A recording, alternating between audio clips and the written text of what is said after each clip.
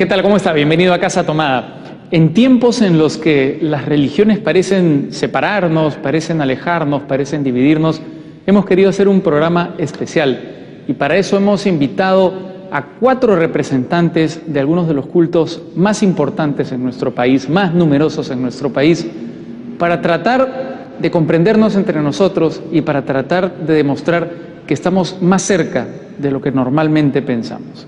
Esta noche tenemos un debate muy interesante aquí en Casa Tomada.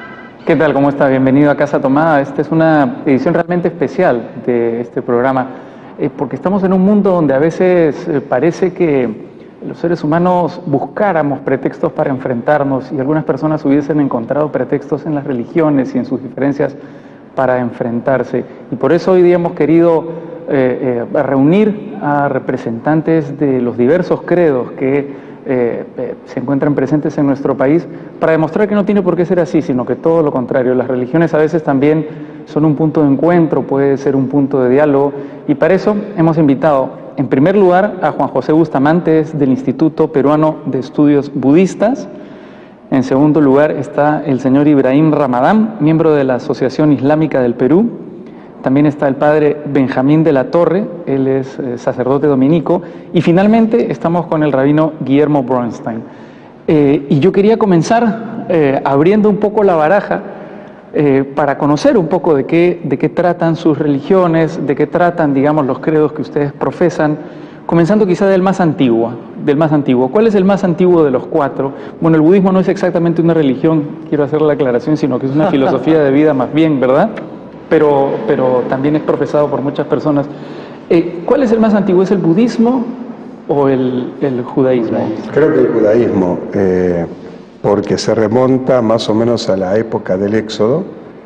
Si tomamos a Moisés como el iniciador del judaísmo, que fue por el siglo XIV antes de la era cristiana, ¿no? Y si tomamos a Abraham como el iniciador del judaísmo y del monoteísmo en general, es unos 4 siglos antes, más o menos. Ajá. ¿Cuánta antigüedad tiene el budismo? 2600 años no más. 2600. ¿Cómo se funda?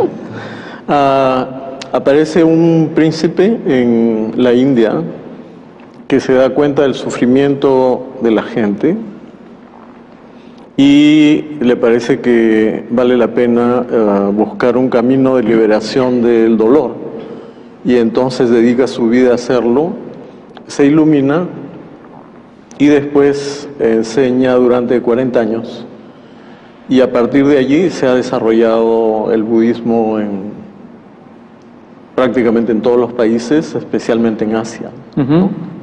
Luego viene el catolicismo, el cristianismo, ¿verdad?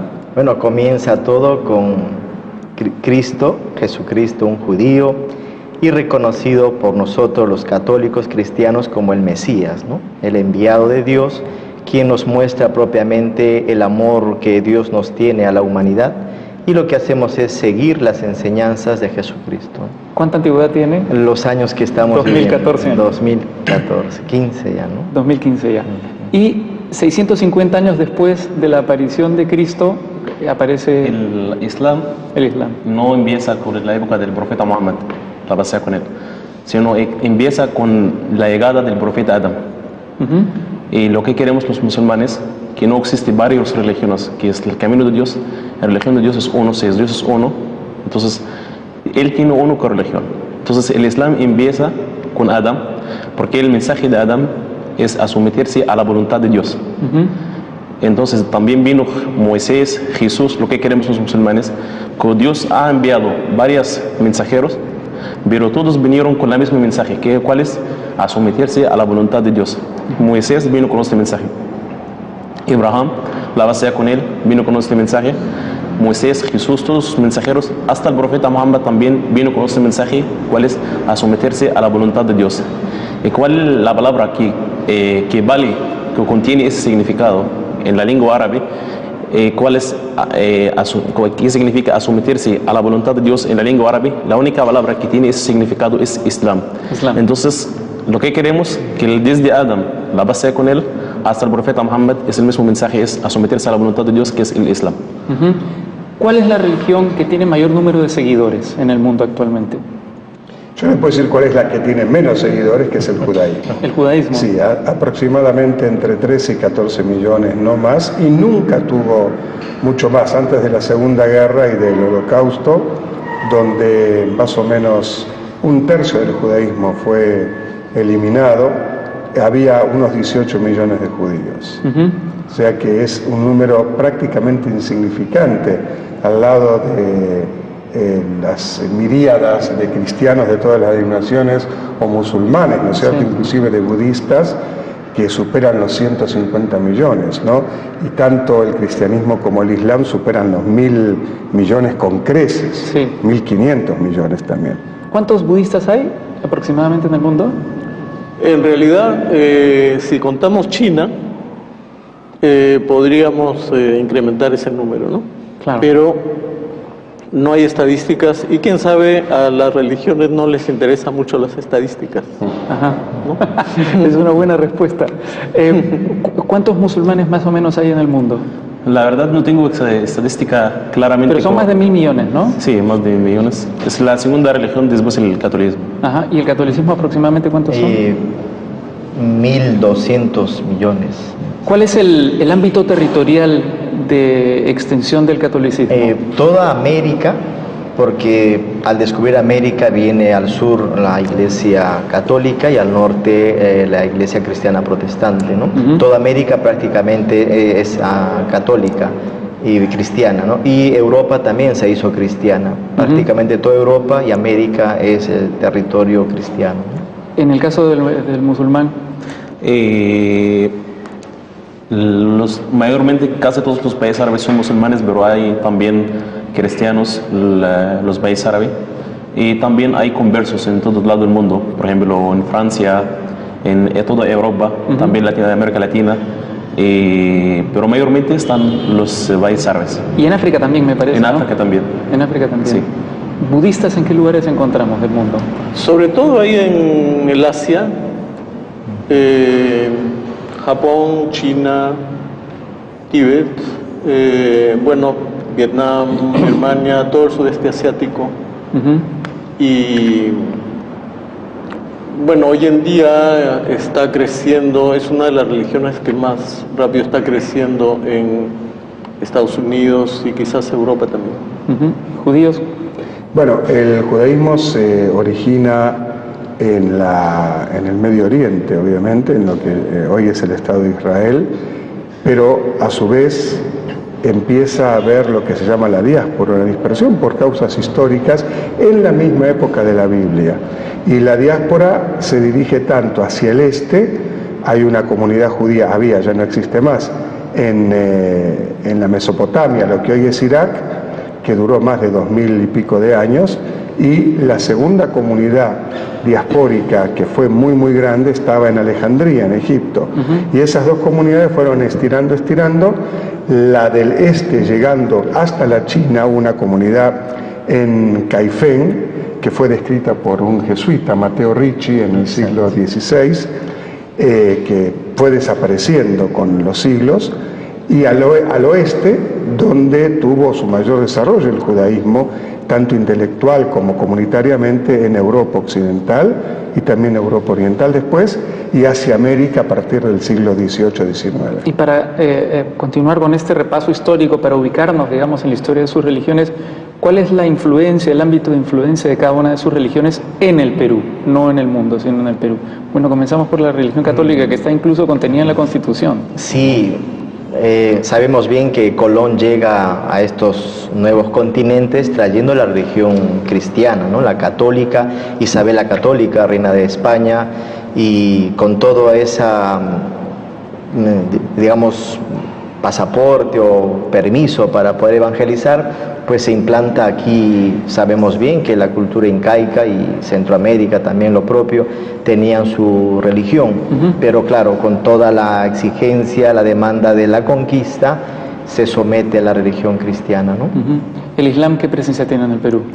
El Islam no sé exactamente en qué año empezó, pero hay muchas migraciones árabes que vinieron de Palestina, de Líbano, al Perú, desde hace, por ejemplo, más o menos 500 años, y todavía está llegando muchos países árabes también aquí. Pero no solo hay musulmanes en Lima, sino también hay colonias al sur, ¿verdad? Hay en una gran mezquita en Tacna. En Tacna, sí. También hay lo que llamamos también musalla, es como una casa de adoraciones, no es una como mezquita, pero es un lugar para hacer los rezos.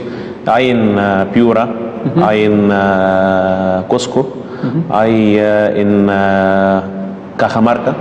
Hay varios lugares que ahí está un pequeño mezquita, pero no es una mezquita grande como el que está de Tacna, como la que está en la Magdalena.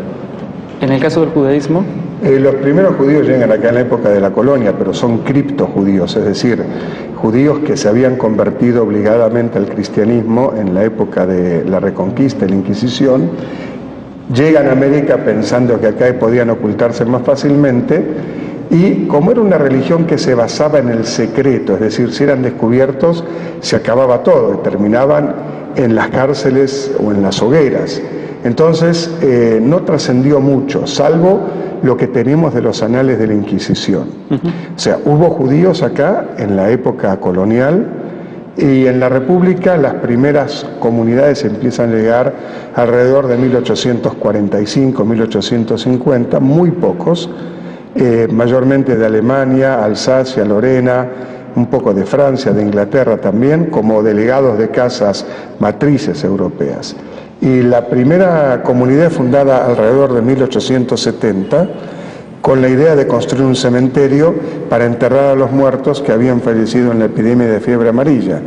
Y Enrique Meix, el constructor del ferrocarril de Lima a Callao, dona el cementerio, que es donde está hoy, en el Callao, el cementerio británico, el israelita, y al lado se construye el Baquíjano, que es el cementerio municipal, aprovechando justamente que están los tres.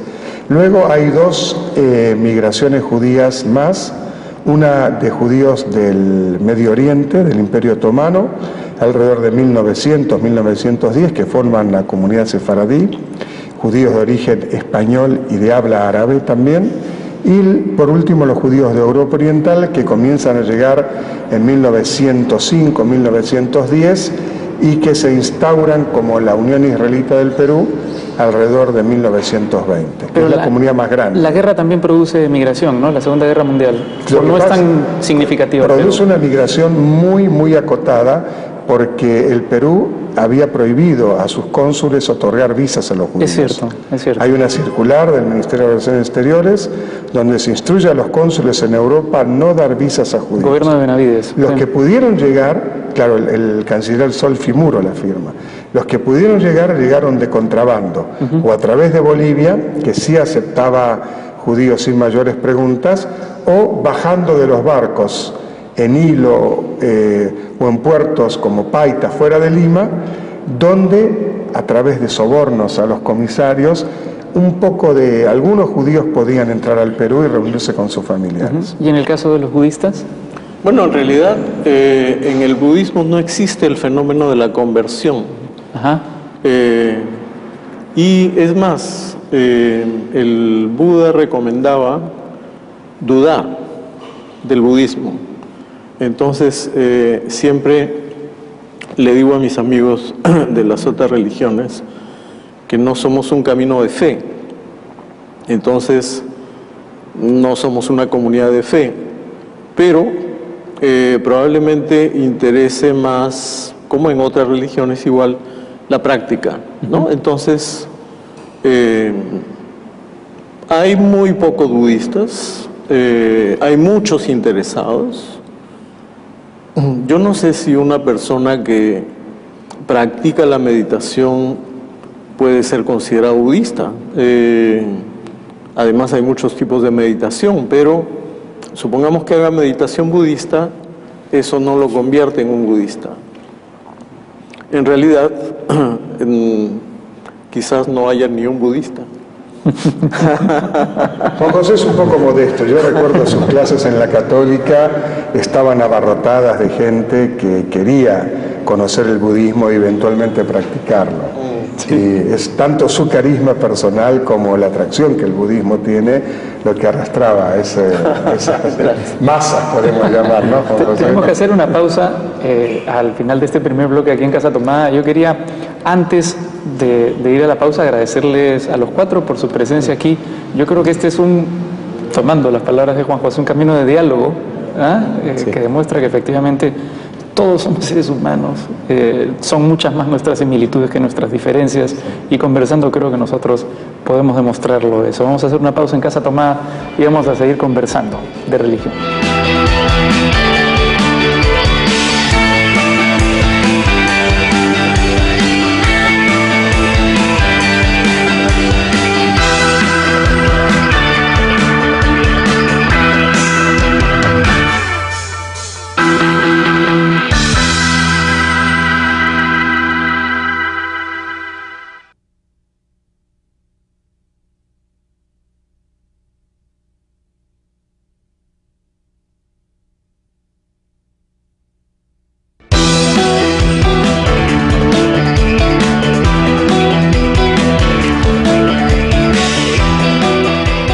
Bien, estamos de vuelta aquí en Casa Tomada y vamos a seguir hablando de religiones con nuestros invitados. Quería preguntarles, ya una vez que nos hemos ubicado, ahora que conocemos un poco mejor la historia y la influencia de cada una de las religiones que ustedes profesan, si estas religiones tienen puntos de contacto entre ellas. ¿Qué puntos de contacto existen entre las religiones que ustedes profesan? Bueno, es muy evidente. Por ejemplo, judaísmo, cristianismo e islam tienen la misma raíz, que es el monoteísmo. Y no solamente el monoteísmo numérico, porque no significa que Dios sea uno, sino un monoteísmo que además es histórico, es decir, la noción de historia como Dios y el ser humano protagonistas de la historia se inicia con el monoteísmo. Con el monoteísmo judío pasa el cristiano y el islam también. Y eso significa que al revés de la concepción pagana del universo, en la cual la relación entre el individuo, la comunidad y las divinidades se daba en la naturaleza, en los fenómenos naturales, en las religiones monoteístas se da en la historia. Es decir, nuestro Dios es un Dios que no tiene tiempo, es eterno, pero que quiere relacionarse con los seres humanos en la historia. Es decir, hay un porqué y un para qué de la existencia humana. Eso es común. Agrego a lo que muy bien está señalando, que también hay un punto de encuentro entre las grandes religiones con un enviado. Si ven, en el caso del judaísmo, Abraham, Moisés, ¿no? En el caso de ustedes también está Mahoma, Jesucristo en el caso nuestro, ¿no? Entonces también es otro, como decir, el profeta, el Mesías, el enviado, él puede ser también el Salvador, ¿no? Ahora, ese punto, padre, es un poquito problemático a veces, porque ya estamos hablando no de lo que tenemos en común, sino de algunas diferencias, ¿no?, teológicas. El momento preciso, ¿no es cierto?, de la revelación, que en griego los padres de la Iglesia lo denominaron en el kairos, o sea, el tiempo perfecto, varía en cada religión. Para los judíos es el momento en el cual Dios entrega su voluntad, que es la ley, la Torá, en el monte Sinaí a Moisés y al pueblo de Israel. En el cristianismo es el momento de la pasión y la resurrección de Cristo. En el islam es cuando el arcángel Gabriel le entrega el Corán al profeta Muhammad. Es decir, ya hay un problema de divergencia, ¿no es cierto? Pero sí tenemos en común esa visión histórica que después también se transforma en una visión monoteísta ética. Y eso es común a los tres. Es decir, si tú crees en Dios, la moralidad, si tú estás, como decía Ibrahim, sumiso a Dios, no basta con decir, yo creo en Dios, ya cumplí. No, tienes que tener una conducta que atestigue esa creencia. Porque si tú dices, bueno, yo creo en Dios, pero sales y a la persona que te pide una limosna la tratas mal, la insultas, tratas mal a la persona que trabaja en tu casa o en tu empresa, entonces esa fe es una fe falsa. Sí. Eso es así, Ibrahim. Sí, lo que quiero agregar a las palabras de mi hermano, que nosotros tenemos muchas cosas en común, pero la gente solamente miran a los lados que desvían las otras religiones y quiere hacer conflictos entre ellos. Pero en la verdad, nosotros, cada religión respeta al otro, y cada mensaje, cualquier profeta que Dios le ha enviado, vino con un mensaje de misericordia. Sí. Y hasta el Corán que nos enseña, por ejemplo, la única manera, dice, hay un versículo en el Corán, dice, y la única manera de conversar con los de otras religiones tiene que ser de una manera muy respetuosa.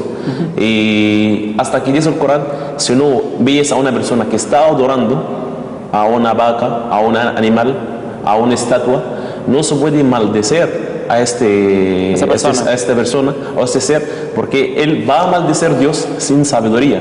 Pero eso sí, en el Islam nos enseña, por ejemplo, si una persona está adorando a una silla, a cualquier cosa que sea, no se puede maldecer. Hay que respetar su creencia, lo que sea equivocado o no, hay que respetarlo. Pero lo que existe ahora, por ejemplo, por los medios de comunicaciones, que hay, por ejemplo, grupos terroristas que el Islam niega todos sus actos que hacen de una manera personal a su teoría, sí. Pero la única fuente para el Islam es el Corán. Sí. Si alguien quiere, por ejemplo, decir, el Islam dice esto, tal cosas, hay que abrir el Corán y leer, muéstrame, ¿en qué parte del Islam el Corán dice esto? Porque la única fuente para los musulmanes es el Corán. Y desde la llegada del profeta, desde que llegó el ángel Gabriel con la revelación del Corán, ni han cambiado ni una letra. Por ejemplo, en el Perú acá, si usted va a la mezquita de Magdalena y sacas un Corán que está escrito en árabe y lo llevas a Brasil, Egipto, China, cualquier lugar del mundo, es el mismo Corán que vas a llevar de acá es el mismo que está en el otro lado. No hay problemas de traducción tampoco, es el mismo. El origen que está escrito en árabe es lo mismo, nunca lo han cambiado, es una fuente, está protegido de Dios. Por eso el Corán vino no para desviar. El profeta Muhammad vino y dijo, mi ejemplo con los otros mensajeros, como un edificio muy bonito, muy alto. Y mientras que la gente están pasando al lado de este edificio, se encuentra un ladrillo, le falta solamente este edificio, un ladrillo. Y la gente mientras están caminando dicen, este edificio totalmente bonito, pero solamente le falta este ladrillo. El profeta Muhammad dijo, yo soy este ladrillo. Significa que he venido con los otros mensajeros para completar el mensaje de Dios, no para conflictar con los otros, para terminar las otras religiones, no. Cada profeta vino por una época exacta para un mensaje de misericordia y amor. En nuestra religión, el profeta Muhammad vino también no para negar las otras religiones, vino para completar el mensaje de Dios. En el caso del budismo, budismo, quisiera decir que por parte del budismo y por parte de todas las religiones, yo diría que todas somos religiones de paz. Yo creo que eso sería lo principal. Y religiones de amor. Cada religión propone su mensaje de amor a su manera. En el caso del budismo se le llama la compasión. La palabra pasión significa sufrimiento. Entonces, si yo veo a alguien sufrir, me compadezco, es decir, lo acompaño en su sufrimiento para llevarle paz. Para poderle dar paz, yo necesito tener paz, sino que le voy a dar conflicto. Entonces, el budismo trata de que cada persona que practica el budismo tenga paz para poderla compartir, ¿no? Y bueno, también hay sabiduría. Una cosa podría añadir, una diferencia, pero que al final no es ninguna diferencia, es que todas las religiones monoteístas tienen como verdad una verdad personal, es decir, Dios es una persona.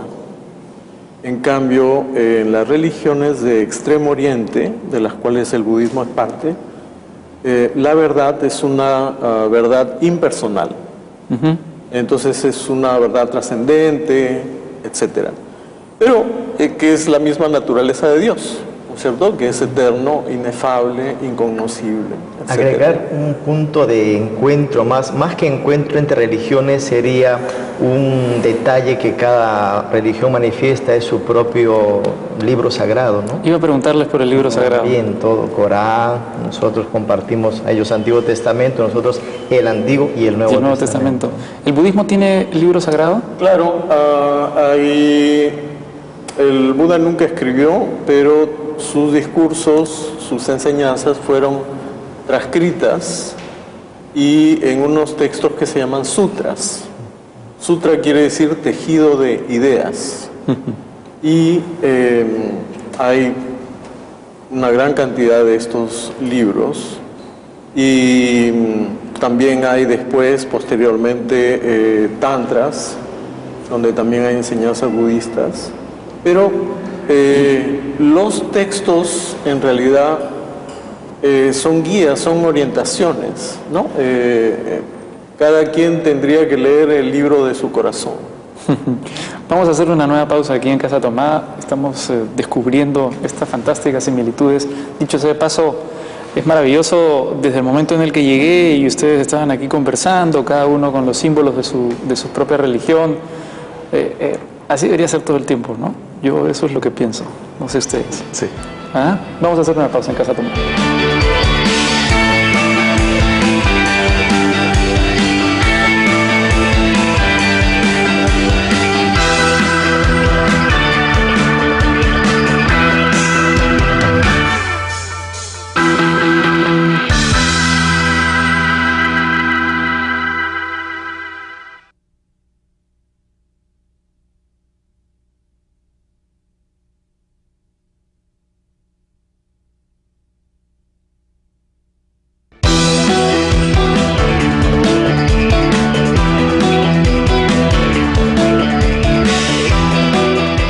Estamos de vuelta aquí en Casa Tomada. Queríamos seguir conversando de religiones y para eso quería preguntarles, Ibrahim, ¿en el Islam hay vida después de la muerte?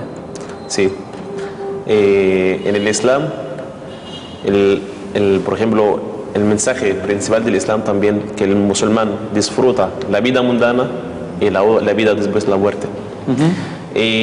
Son 3 etapas que Dios ha creado el ser humano, que tiene que pasar por esas 3 etapas.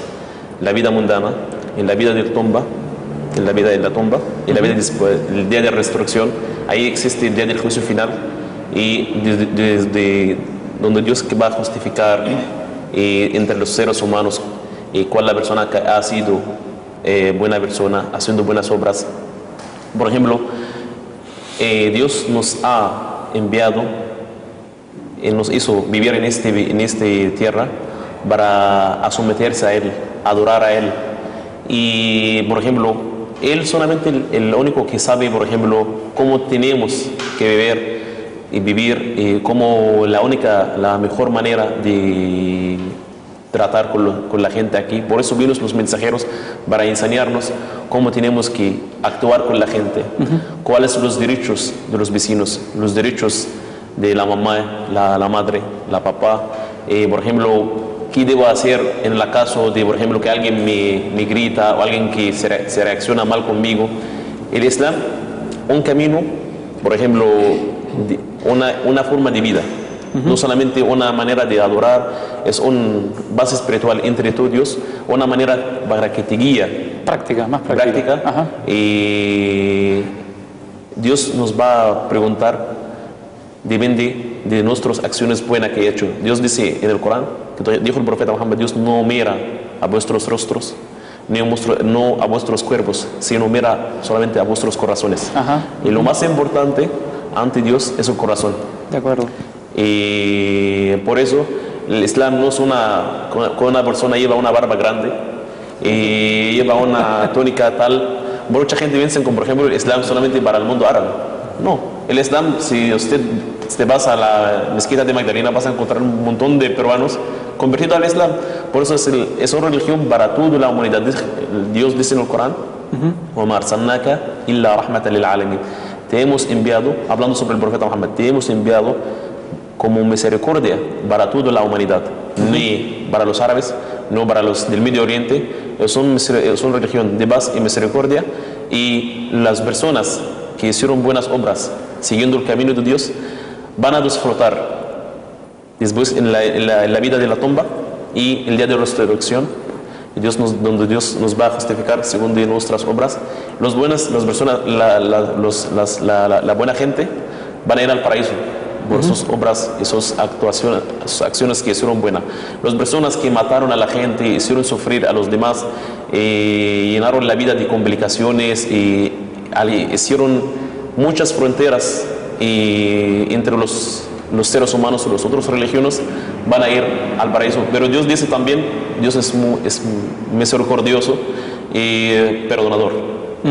Padre Benjamín, eso suena muy parecido al catolicismo. Exactamente, todo lo que le escuché aquí a mi hermano, pues nosotros también, ¿no?, creemos en la vida eterna. Es más, el mismo Jesucristo nos ha prometido que allá tenemos nuestro espacio reservado, y también compartiendo lo que bien nos dice aquí nuestro hermano, nosotros los católicos, como bien nos han dicho varios santos, uno de ellos San Juan de la Cruz, que seremos juzgados en el amor, es decir, tu actitud, cómo han sido tus dones, tus talentos que Dios te ha dado, ¿lo has puesto al servicio o te los has guardado, no? Entonces creemos en la vida eterna y también, por supuesto, en la resurrección, ¿no? Juan José, en el caso del budismo.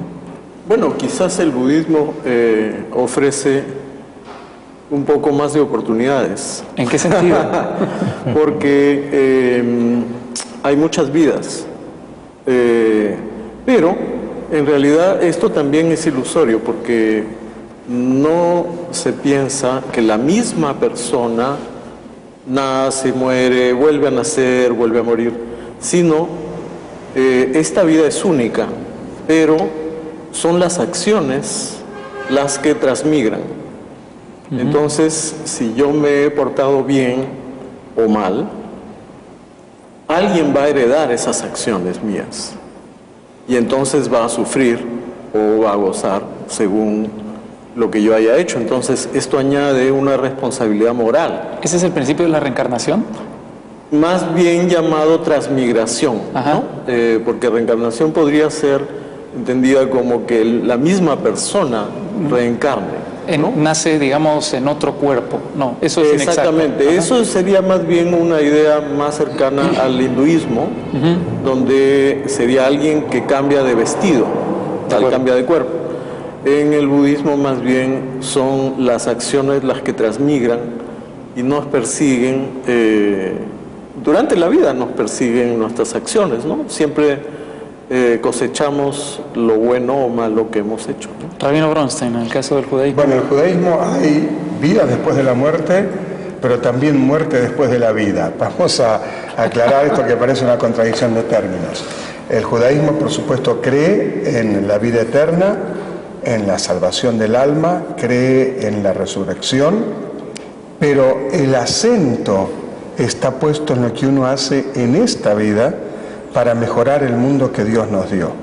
Eso tiene un nombre que se llama Tikkun Olam, mejoramiento del mundo, del universo, y es uno de los principios básicos del judaísmo.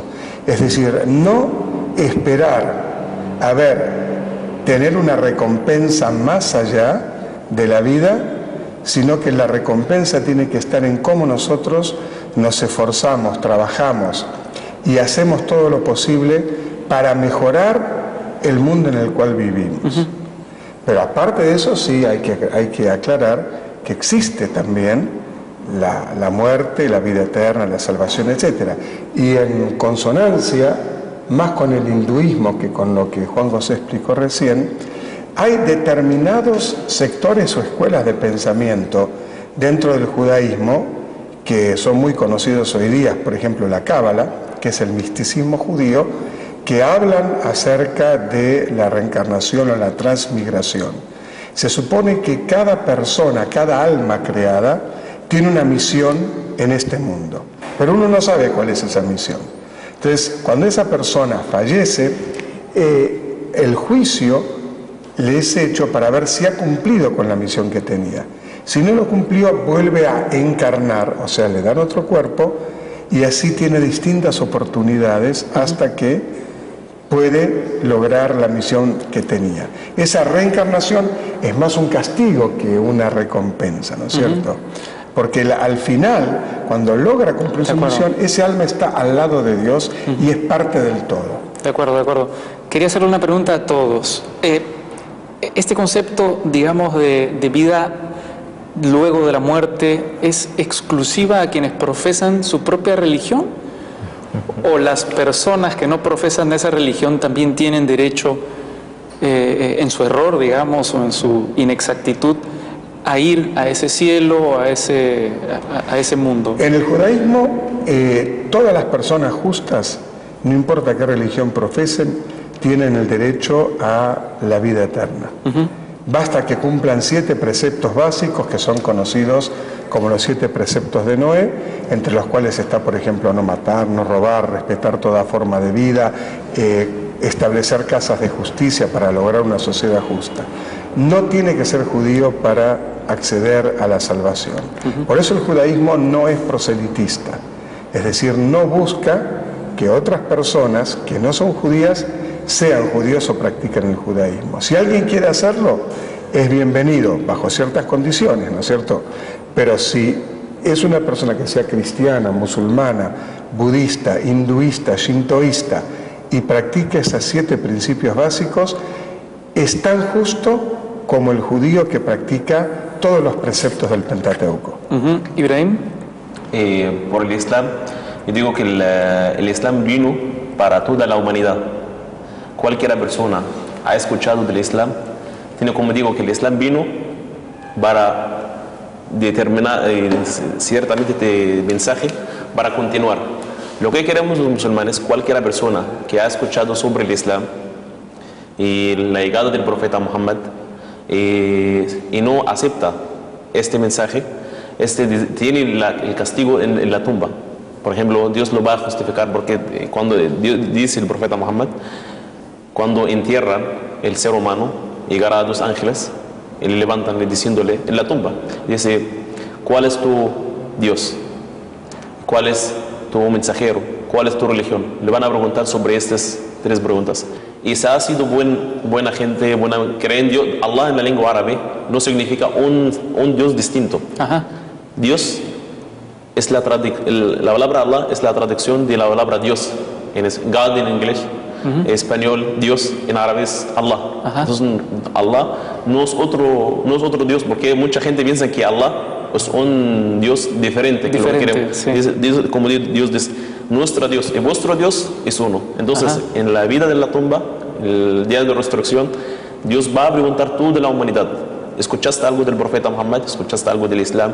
¿Y qué has hecho? ¿Aceptaste o no? Porque digo, el Islam no vino para eliminar otras religiones, vino para continuar. No somos una nueva religión. De acuerdo. En el caso del catolicismo... Bueno, frente a tu pregunta, que si esto está para toda la humanidad y qué pasa aquel que no cree, grandes pensadores, comenzando por los griegos clásicos, también se preguntaban qué hay más allá de esta vida. Entonces, desde ese punto de partida, la reflexión propiamente humana nos invita a pensar, todo esto así empezó, tuvo un origen, ¿dónde empezó todo? Entonces, la religión, sea cual sea, es como esa energía, esa fuerza, ese respaldo frente a la razón que te dice, acá hay algo más. Sí. Entonces, la religión, la que fue de que acá muy bien estamos compartiendo lo nuestro, es como esa que viene a dar solución o ayudarte a responder justamente si yo voy a vivir así o voy a seguir viviendo o la eternidad acá termina o dónde empieza, ¿no?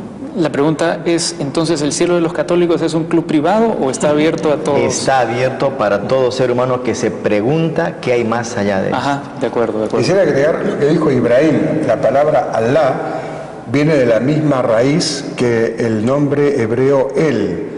O sea, tanto el árabe como el hebreo como el arameo son lenguas semíticas que vienen de la misma raíz. Entonces, El en hebreo, Allah en árabe, son un sustantivo global para designar a la divinidad. O sea, es el mismo Dios, absolutamente. El Dios hebreo de la Biblia, el Dios cristiano, el Dios musulmán.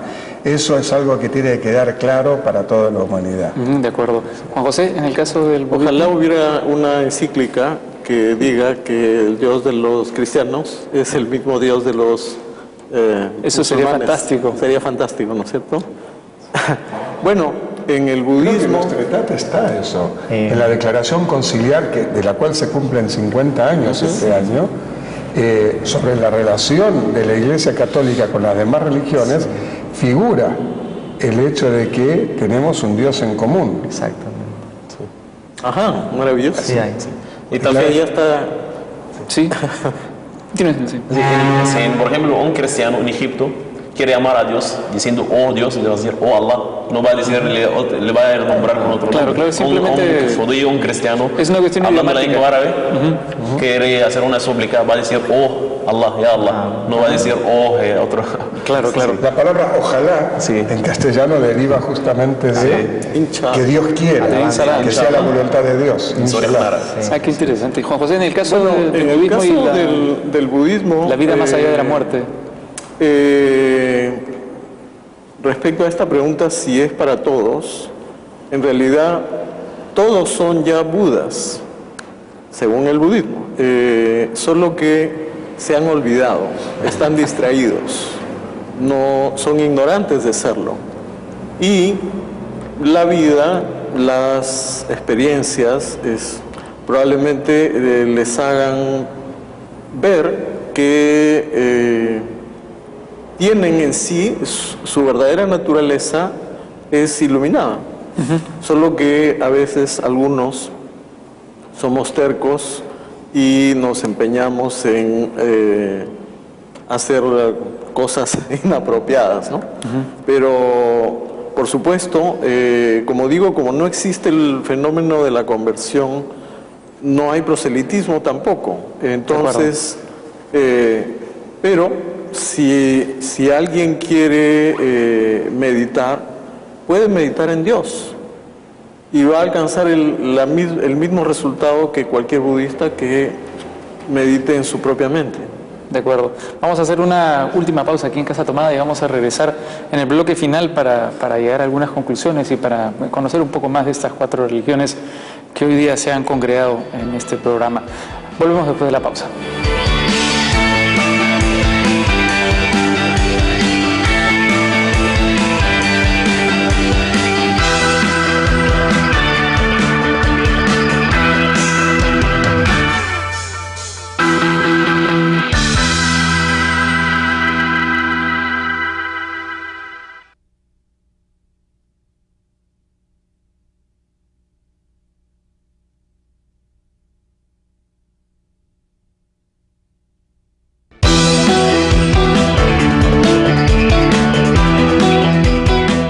Estamos de vuelta aquí en Casa Tomada. Quería hacer algunas preguntas un poco más polémicas que tienen que ver con las religiones.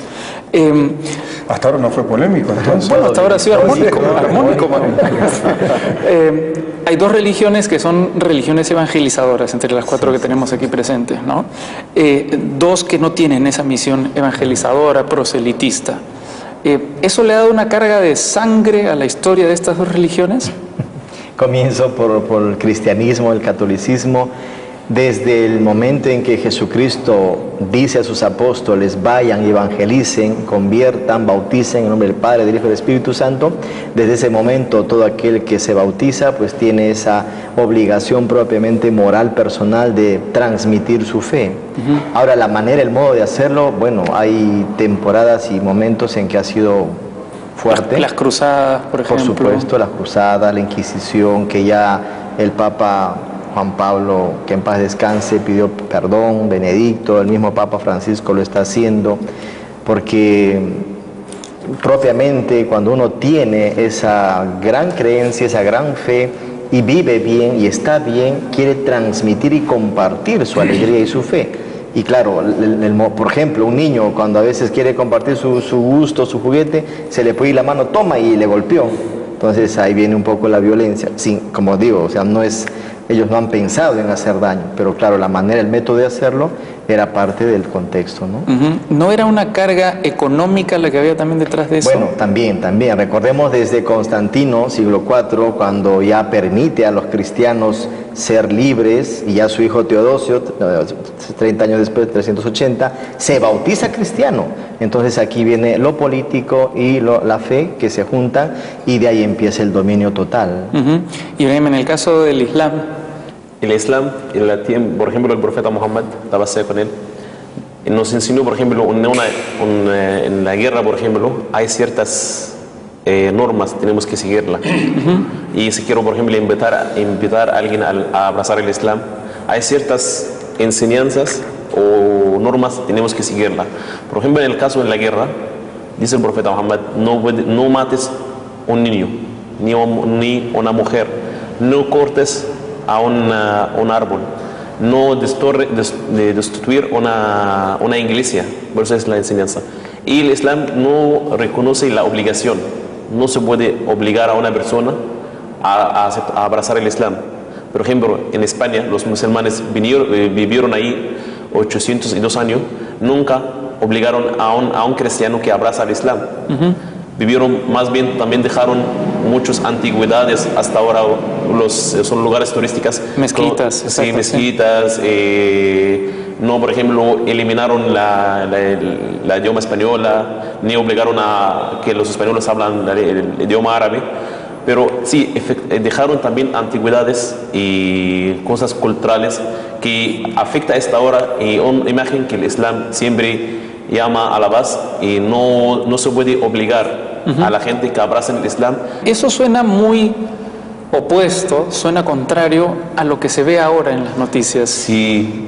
¿Por qué? Porque nosotros sabemos, no solamente por religiones, mucha gente usa la política por tantos intereses. Por ejemplo, en el Perú, por ejemplo, cuando los españoles conquistaron el Perú, para ellos vieron los incas como terroristas y empezaron a matar a los incas. Por ejemplo, un partido político quiere hacer mala fama sobre otro partido, va a buscar las otras cosas, va a emitir muchas cosas para hacer mala imagen sobre este partido político. También es el Islam como, por ejemplo, un sistema financiera, por ejemplo, que contradice, por ejemplo, con la sistema financiera global. El Islam, solamente la gente miran al lado malo, ahí si alguien hace una cosa personal, y dice en el nombre de religión, todo el mundo va a mirar a solamente lo que dijo. O sea, me estás diciendo que es un problema político más que un problema religioso. Y, por ejemplo, por unos intereses políticos globales, un juego mundial, pero el Islam, si nosotros abrimos el Corán y leemos el Corán, no nos enseña nada del Estado Islámico, por ejemplo, que está en Siria. O sea, los primeros que están sufriendo de ese Estado Islámico son los musulmanes. Sí, las primeras víctimas de esta gente son musulmanes. Sí. Sunitas, chiitas, todos los musulmanes están sufriendo de este. Entonces, los primeros que sufren de hechos extremistas, estos hechos, actos terroristas, nosotros, no son ustedes los primeros que afectan. Por ejemplo, estoy aquí, yo vivo en mi casa tranquilamente, un musulmán hace una cosa, la gente van a decir, por ejemplo, los musulmanes, ¿y qué culpa he hecho? Yo estoy lejos de todo eso. Sí. Y lo que está sucediendo ahora, por ejemplo, en Siria, por ejemplo, ahora el Estado Islámico mata a un montón de gente, todo el mundo hablando del Estado Islámico, aunque el presidente de Siria, Bashar al-Assad, mató más que el Estado Islámico. Sí. Porque solamente están hablando del Estado Islámico, no hablan de la persona que es la razón principal, que puede ser que él trajo este grupo terrorista para darle el permiso que queda en su silla más, en el poder más. Pero el Islam, de verdad, no hay ningún versículo en el Corán que llama a matar a un ser inocente. Más bien dice el Corán, ¿quién mata a un ser humano? Como hubiera matado toda la humanidad. Y quien lo salva, como hubiera salvado toda la humanidad. Una última pregunta que quería hacerles a cada uno de ustedes. ¿Cuál es la posición de su religión frente al Estado laico, a la separación entre Estado y religión? Rabino. Yo personalmente, y la comunidad judía está totalmente de acuerdo. Es decir, un Estado laico es un Estado que no profesa determinada religión, pero que apoya a todas. Es decir, a todas, no digamos a sectas nuevas, sino a todas las religiones históricas. Por lo tanto, todas las religiones se van a beneficiar de un Estado laico. En este momento existe en el Perú una ley de libertad religiosa que el Comité Interreligioso Interconfesional del Perú apoyó y ayudó en la persona del obispo anglicano William Godfrey a redactar. Lamentablemente esa ley ha sido mal reglamentada y no permite, con el reglamento actual que se dio al final del gobierno anterior, que la inmensa mayoría de las comunidades religiosas puedan asociarse a la ley. Pero sí existe una ley de libertad religiosa y también estamos de acuerdo que por la historia que tiene el Perú es aceptable, indispensable que haya una relación especial entre el Estado peruano y la Iglesia Católica, porque esa es la historia del Perú. Pero sí creemos que un Estado laico apoya a todas las religiones. De acuerdo. Bueno, la Iglesia Católica está presente en todo el planeta Tierra, en diversos lugares donde también los estados son laicos, no confesionales, y la Iglesia Católica no tiene ningún problema, al contrario, inclusive autoridades, ministros, entre otros, son católicos, son cristianos, y lo único que un poco se podría manifestar o salir adelante para defender es cuando atentan contra la vida, cuando atentan contra la situación de la dignidad de la persona. Allí sí levantamos nuestra voz defendiendo al inocente, al más débil, ¿no? Porque a veces hay estados laicos donde ponen leyes que van contra la vida, como la ley del aborto, entre otras cosas, ¿no? Entonces, digamos que el cristianismo en un estado laico está bien, no hay ningún conflicto, mientras esté todo, como bien decías, respetando todo lo que es las confesiones. De acuerdo, Ibrahim. Si hablaremos del estado laico, tenemos que diferenciar en qué sentido. Por ejemplo, el estado laico es un estado liberal que permite, por ejemplo, las otras religiones confiesan sus religiones y por ejemplo, permitir los judíos, los cristianos, los budistas profesan sus rezos, sus oraciones en sus templos, sus iglesias. El Islam dice, por el punto de vista del Islam, dice Dios, di la verdad de tu Señor. Quien quiera querer puede querer, quien no acepta, que no la acepta. Solo Dios nos va a justificar el día del juicio final. Entonces ese es el concepto del Islam. Solo tenemos que decir la verdad, la palabra de Dios, en quien quiera aceptar y aplicarlo en su vida, sí. Y quien no quiera aceptarlo, no hay autoridad sobre él, porque nadie te va a justificar, solamente Dios te va a justificar. Entonces el Estado laico es Estado liberal y también el Islam nos permite, por ejemplo, que dar los derechos en el Estado musulmán, por ejemplo, los países musulmanes, se permite constituir iglesias y que la gente profesa. Hay otros estados, por ejemplo, árabes, que no permiten eso, constituir iglesias, pero en general del Islam no se puede derrocar en la iglesia y dejar a las personas que son cristianos y judíos profesan sus rezos dentro del Estado musulmán. De acuerdo. ¿José? Sí, claro. Por ejemplo, en el Perú sí quisiera unirme a la voz de Guillermo Bronstein, que nos ha dicho que este reglamento de la ley de igualdad religiosa en realidad quita la igualdad religiosa. O sea, la ley dice una cosa y el reglamento dice otra, porque pone tales requisitos para constituirse como religión y para poderse inscribir en el Ministerio de Justicia, que hace imposible, ¿no es cierto?, que estas religiones, y no me estoy refiriendo solamente al budismo, sino incluso a la religión anglicana u otras religiones evangelistas, etcétera. Entonces sería interesante que se revise esto, ¿no? Y que realmente haya no porque haya un interés proselitista, sino porque en realidad creo que es una cosa de justicia, ¿no? De acuerdo. Bueno, yo quería agradecerle a los cuatro su participación aquí, tanto al rabino Bronstein, a Juan José Bustamante del Instituto Peruano de Estudios Budistas, al padre Benjamín de la Torre, que es dominico, y a Ibrahim Ramadán, miembro de la Asociación Islámica del Perú, por haber venido aquí. Gracias. ¿Cuántos problemas hay por los prejuicios y por la ignorancia, ¿no? Y aquí sentándonos a conversar cómo se pueden solucionar y cómo nos podemos poner todos de acuerdo. Muchas gracias por haber venido, ha sido un gusto, de verdad que sí.